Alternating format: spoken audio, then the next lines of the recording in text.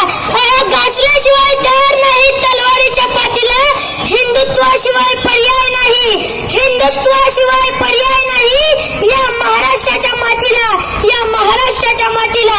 मित्र हो, निसत्व, निस्तेज आणि मुर्दाट झालेल्या समाज मनावर स्वातंत्र्य विचाराचं सिंचन करून या मातीला स्वराज्य इच्छुक बनवताना सह्याद्रीच्या दऱ्याखोऱ्यातून 12 मावळ प्रांताच्या डोंगर दऱ्यातून कड्या कपाऱ्यातून आणि परिसरातून फिरताना माणसं मिळवून जोडणं आणि जोडून स्वराज्य कामी लावणं हा शिवधनुष्य अखंड ज्यांनी लिहिलंय आपल्या खांदीवरती पेलला ते रयतेचे लोककल्याणकारी जाणते राजे राजाधिराज शिवछत्रपती महाराजांच्या चरणी मी रुद्र दशवंत विनम्र भावनेने नतमस्तक होतो.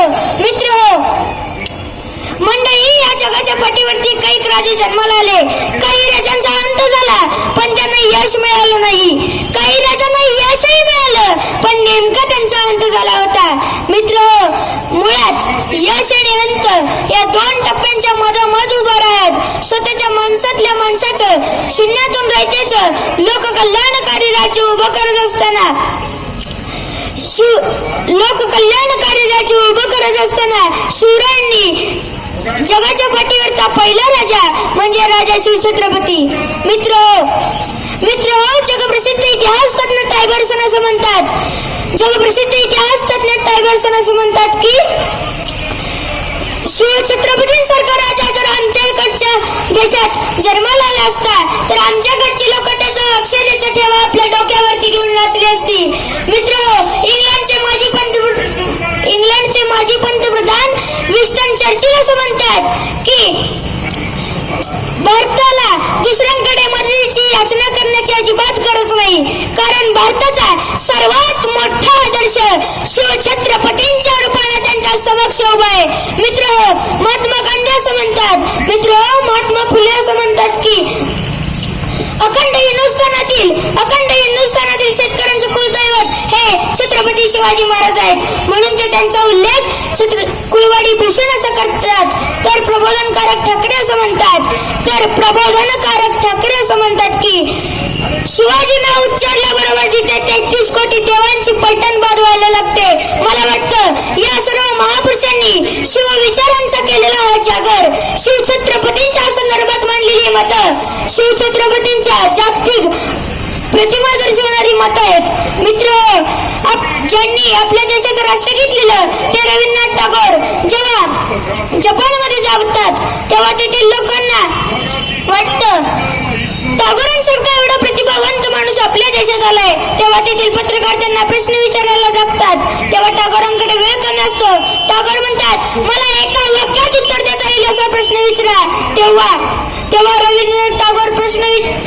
पत्रकार रवींद्रनाथ टागोरांना प्रश्न विचारतात, तुम्ही तुमच्या भारताची एका वाक्यात ओळख काय सांगाल? आणि त्या क्षणी उत्तर देताना रवींद्रनाथ टागोर म्हणतात की तथागत सिद्धार्थ गौतम बुद्धांचं तत्वज्ञान आणि शिवछत्रपतींचा पराक्रम ही माझ्या देशाची खरी ओळख आहे. मित्र हो, देशाची ओळख सांगताना शिवाजी हे नाव वजा करता येत नाही. तसेच याची दखल जी टागोरांनी घेतली ती दखल आपणही घेणे नितांत आवश्यक आहे.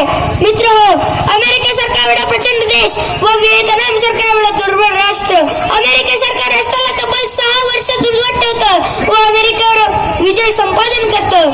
मित्र हो, त्यानंतर व्हिएतनामच्या पंतप्रधानांना प्रश्न विचारला जातो की तुम्ही कुठल्या